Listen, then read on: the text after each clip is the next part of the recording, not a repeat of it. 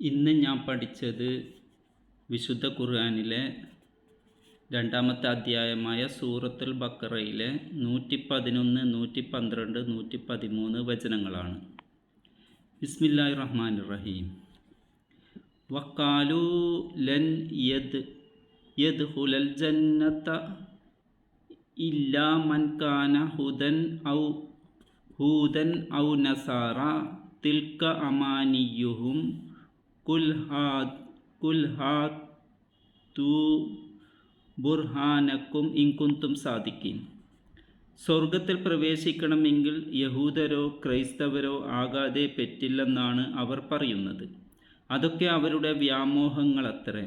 എന്നാൽ നബിയെ പറയുക, നിങ്ങൾ സത്യവാന്മാരാണെങ്കിൽ അതിന് നിങ്ങൾക്ക് കിട്ടിയ തെളിവ് കൊണ്ടുവരൂ എന്ന്.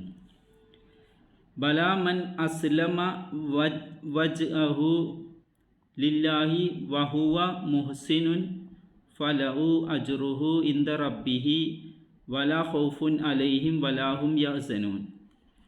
കാര്യം അങ്ങനെയല്ല. ഏതൊരാൾ സൽക്കർമ്മകാരിയായിക്കൊണ്ട് അള്ളാഹുവിന് തൻ്റെ മുഖം സമർപ്പിച്ചുവോ അവന് തൻ്റെ രക്ഷിതാവിങ്കൽ അതിൻ്റെ പ്രതിഫലം ഉണ്ടായിരിക്കുന്നതാണ്. അത്തരക്കാർക്ക് യാതൊന്നും ഭയപ്പെടേണ്ടതില്ല, അവർ ദുഃഖിക്കേണ്ടി വരികയുമില്ല. വക്കാലത്തിൽ യഹൂദു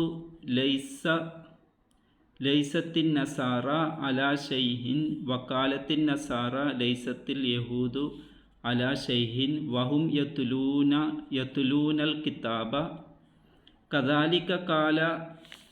കദാലിക കാലല്ലദീന ലാ യഅലമൂന മിസ്ല ഖൗലിഹിം ഫല്ലാഹു യഹ്കുമു ബൈനഹും യൗമൽ ഖിയാമത്തി ഫീമാ കാനൂ ഫീഹി യഖ്തലിഫൂൻ. യഹൂദർ പറഞ്ഞു, ക്രൈസ്തവർക്ക് യാതൊരു അടിസ്ഥാനവുമില്ലെന്ന്. ക്രൈസ്തവർ പറഞ്ഞു, യഹൂദർക്ക് യാതൊരു അടിസ്ഥാനവുമില്ലെന്ന്. അവർ ഇരുവിഭാഗവും വേദഗ്രന്ഥം പാരായണം ചെയ്യുന്നവരാണ് താനും. അങ്ങനെ ഇവർ പറഞ്ഞതുപോലെ വേദപരിജ്ഞാനമില്ലാത്തവരും പറഞ്ഞിട്ടുണ്ട്. എന്നാൽ അവർ ഭിന്നിച്ചു പോകുന്ന വിഷയത്തിൽ ഉയിർത്തെഴുന്നേൽപ്പിൻ്റെ നാളിൽ അള്ളാഹു അവർക്കിടയിൽ തീർപ്പ് കൽപ്പിക്കും. പരലോകത്താണ് സ്വർഗം. ഈ ലോകം നശിച്ചതിനു ശേഷം നിലവിൽ വരുന്ന മറ്റൊരു ലോകത്ത് 2 ലോകത്തിൻ്റെയും ഉടമസ്ഥനും അധിപനും അള്ളാഹു മാത്രമാണ്. 92-ാമത്തെ അധ്യായത്തിലെ 13-ാമത്തെ വചനം ഇങ്ങനെയാണ്: തീർച്ചയായും നമ്മുടേത് തന്നെയാണ് പരലോകവും ഇഹലോകവും. ഇഹലോകത്ത് പരിമിതമായ ഉടമസ്ഥതയും ആധിപത്യവും അള്ളാഹു ഇച്ഛിക്കുന്നവർക്ക് ലഭിക്കും. എന്നാൽ പരലോകത്ത് സൃഷ്ടികൾക്കാർക്കും യാതൊരുവിധ ഉടമസ്ഥതയോ അധികാരമോ ഇല്ല. 40-ാമത്തെ അധ്യായത്തിലെ 16-ാമത്തെ വചനം ഇങ്ങനെയാണ്: അവർ വെളിയിൽ വരുന്ന ദിവസമാണത്. അവരെ സംബന്ധിച്ച് യാതൊരു കാര്യവും അള്ളാഹുവിന് കോപ്യമായിരിക്കയില്ല. ഈ ദിവസം ആർക്കാണ് ആധിപത്യം? ഏകനും സർവാധിപതിയുമായ അള്ളാഹുവിന്. സ്വർഗപ്രവേശം ആർക്കൊക്കെ എന്ന് തീരുമാനിക്കാനുള്ള അധികാരം അള്ളാഹുവിന് മാത്രമായതിനാൽ അവൻ വേദഗ്രന്ഥത്തിലൂടെയോ പ്രവാചകന്മാർ മുഖേനയോ അറിയിച്ചതിൻ്റെ അടിസ്ഥാനത്തിലല്ലാതെ സ്വർഗത്തിൽ ആരൊക്കെ പ്രവേശിക്കുമെന്നോ പ്രവേശിക്കുകയില്ലെന്നോ പറയാൻ ആർക്കും അവകാശമില്ല. സത്യവിശ്വാസത്തോടെ സൽക്കർമ്മം ചെയ്തവർക്ക് സ്വർഗം ലഭിക്കുമെന്ന് അള്ളാഹു വേദഗ്രന്ഥങ്ങളിലൂടെ അറിയിച്ചിട്ടുണ്ട്. എന്നാൽ ഒരു സമുദായക്കാർ മുഴുവൻ സ്വർഗത്തിൽ പ്രവേശിക്കുമെന്നോ മറ്റു സമുദായക്കാർക്ക് സ്വർഗം നിഷിദ്ധമായിരിക്കുമെന്നോ വേദഗ്രന്ഥങ്ങളിലൂടെ അള്ളാഹു അറിയിച്ചിട്ടില്ല. അതിനാൽ യഹൂദ മതക്കാരനായാൽ മാത്രമേ സ്വർഗത്തിൽ കടക്കാൻ പറ്റൂ എന്ന് യഹൂദർ പറയുന്നതും ക്രിസ്തു മതക്കാർക്ക് മാത്രമേ സ്വർഗം ലഭിക്കൂ എന്ന് ക്രൈസ്തവർ പറയുന്നതും തികച്ചും അടിസ്ഥാനരഹിതമാകുന്നു.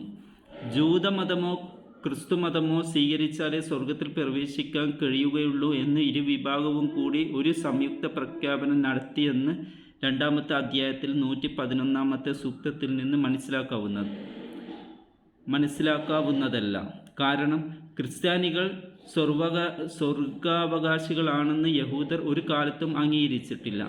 അവരുടെ വീക്ഷണത്തിൽ യേശുക്രിസ്തു പ്രവാചകനോ ദൈവപുത്രനോ അല്ല, ഒരു തട്ടിപ്പുകാരൻ മാത്രമാണ്.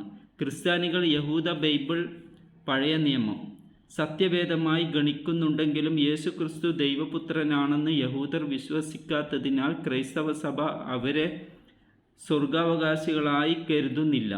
സ്വർഗം ഒരു വംശത്തിന് മാത്രം അവകാശപ്പെട്ടതാണെന്ന് ഇവരിൽ ഓരോ വിഭാഗവും വാദിക്കുന്നതിനാലും മുസ്ലിങ്ങൾക്ക് സ്വർഗം ലഭിക്കില്ലെന്ന് ഇരുവിഭാഗവും പ്രചരിപ്പിക്കുന്നതിനാലും ഇരുവിഭാഗത്തിൻ്റെയും അവകാശവാദങ്ങളെ ഒരു പൊതു പ്രസ്താവന എന്നോണം അള്ളാഹു അവതരിപ്പിച്ചിരിക്കുകയാണ് ഇവിടെ.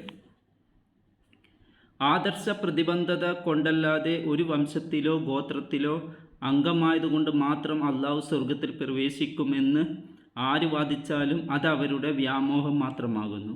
യഥാർത്ഥ മുസ്ലിം അള്ളാഹുവിന് ജീവിതം സമർപ്പിച്ചവൻ ആകാതെ മുസ്ലിം സമുദായത്തിലെ അംഗമായതുകൊണ്ട് മാത്രം സ്വർഗപ്രവേശം ഉറപ്പാണെന്ന് കരുതുന്നതും വ്യാമോഹം തന്നെ. വേദക്കാരാണെന്ന് സ്വയം കരുതുന്നവർ സ്വർഗത്തെക്കുറിച്ചോ നരകത്തെക്കുറിച്ചോ എന്തെങ്കിലും അഭിപ്രായം പറയുകയാണെങ്കിൽ അത് അനിഷേധ്യമായ തെളിവിൻ്റെ അടിസ്ഥാനത്തിലാകണം. ഒന്നുകിൽ വേദവാക്യത്തിൻ്റെ അല്ലെങ്കിൽ പ്രവാചകനിൽ നിന്ന് വിശ്വസനീയമായി ഉദ്ധരിക്കപ്പെട്ട വചനത്തിൻ്റെ അടിസ്ഥാനത്തിൽ സ്വർഗം ഒരു സമുദായത്തിന് മാത്രം ലഭിക്കുന്ന ആനുകൂല്യമാണെന്ന് യാതൊരു വേദഗ്രന്ഥത്തിലും രേഖപ്പെടുത്തിയിട്ടില്ല. പ്രവാചകന്മാരാരും അങ്ങനെ പഠിപ്പിച്ചിട്ടുമില്ല. ഇബ്രാഹിം നബി അലൈഹി ഇസ്ലാമിയുടെ പൗത്രന്മാരാണ് മൂസ അലൈഹി ഇസ്ലാം, ഈസ അലൈഹി ഇസ്ലാം, മുഹമ്മദ് നബി സല്ലല്ലാഹു അലൈഹി വസല്ലമ എന്നീ പ്രവാചകന്മാർ. ആദർശ പിതാവ് ഇബ്രാഹിം അലൈഹിസ്സലാം പഠിപ്പിച്ചത് ശരിയായ വിശ്വാസത്തോടെ അള്ളാഹുവിന് ജീവിതം സമർപ്പിച്ചവർക്കെല്ലാം സ്വർഗപ്രവേശം ലഭിക്കുമെന്ന ആശയമാണ്. രണ്ടാമത്തെ അധ്യായത്തിലെ 130-131 വചനം ഇങ്ങനെയാണ്: സ്വന്തം ആത്മാവിനെ മൂഢമാക്കിയവനല്ലാതെ മറ്റാരാണ് ഇബ്രാഹിമിൻ്റെ മാർഗത്തോട് വിമുഖത കാണിക്കുക? ഇഹലോകത്ത് അദ്ദേഹത്തെ നാം വിശിഷ്ടനായി തിരഞ്ഞെടുത്തിരിക്കുന്നു. പരലോകത്ത് അദ്ദേഹം സജ്ജനങ്ങളുടെ കൂട്ടത്തിൽ തന്നെയായിരിക്കും. നീ ആത്മസമർപ്പണം ചെയ്യുക എന്ന് അദ്ദേഹത്തോട് പറഞ്ഞപ്പോൾ സർവ്വലോക രക്ഷിതാവിന് ഞാനിതാ ആത്മസമർപ്പണം ചെയ്തിരിക്കുന്നു എന്ന് അദ്ദേഹം പറഞ്ഞു. നാലാമത്തെ അധ്യായത്തിലെ 125 വചനം ഇങ്ങനെയാണ്: സദ്വൃത്തനായിക്കൊണ്ട് തൻ്റെ മുഖത്തെ അള്ളാഹുവിന് സമർപ്പിക്കുകയും നേർമാർഗത്തിൽ ഉറച്ചു നിന്നുകൊണ്ട് ഇബ്രാഹിമിൻ്റെ മാർഗത്തെ പിന്തുടരുകയും ചെയ്യുന്നവനേക്കാൾ ഉത്തമ മതക്കാർ ആരുണ്ട്? അള്ളാഹു ഇബ്രാഹിമിനെ സുഹൃത്തായി സ്വീകരിച്ചിരിക്കുന്നു. മുഖത്തെ അള്ളാഹുവിന് സമർപ്പിക്കുക എന്ന് പറഞ്ഞത് ഒരു അവയവത്തെ മാത്രം അള്ളാഹുവിൻ്റെ വിധിവിലക്കുകൾക്ക് വിധേയമാക്കുക എന്ന അർത്ഥത്തിലല്ല. എല്ലാ ബോധേന്ദ്രിയങ്ങളും സ്ഥിതി ചെയ്യുന്ന മുഖം മനുഷ്യാസ്തിത്വത്തിൻ്റെ മൊത്തം പ്രതീകമാണ്. അതിനാൽ മുഖത്തെ സമർപ്പിക്കുക എന്ന പദപ്രയോഗത്തിന് ജീവിതത്തെയാകെ തന്നെ സമർപ്പിക്കുക എന്നർത്ഥം ലഭിക്കുന്നു. ഇബ്രാഹിം നബി അലൈഹിസ്സലാമുടെ വാക്കുകൾ ഖുർആനിൽ ഇപ്രകാരം ഉദ്ധരിച്ചിരിക്കുന്നു.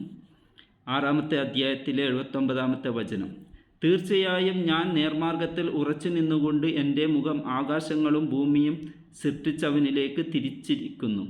ഞാൻ അള്ളാഹുവിന് പങ്കാളികളെ ചേർക്കുന്നവരുടെ കൂട്ടത്തിലല്ല. നന്നാക്കി, നല്ല നിലയിലാക്കി, സൽപ്രവൃത്തി ചെയ്തു, സദ്വൃത്തത സ്വീകരിച്ചു എന്നൊക്കെ അർത്ഥമുള്ള അഹ്സന എന്ന ക്രിയയുടെ കർത്യനാമമാണ് മുഹ്സിൻ. സൽക്കർമ്മകാരി എന്നോ സദ്വൃത്തൻ എന്നോ അർത്ഥം നൽകാം. ചിന്തയും വാക്കും പ്രവൃത്തിയുമെല്ലാം നന്നാക്കിക്കൊണ്ട് ജീവിതം അള്ളാഹുവിന് സമർപ്പിച്ചാലേ അവൻ അത് സ്വീകരിക്കുകയുള്ളൂ. ആദ്യ പിതാവ് ആദം അലൈഹിസ്സലാമിൻ്റെ 2 ആൺമക്കൾ അള്ളാഹുവിൻ്റെ സാമീപ്യം ലഭിക്കാൻ വേണ്ടി ഓരോ ബലി അർപ്പിച്ച സംഭവം ഖുർആൻ വിവരിച്ചിട്ടുണ്ട്.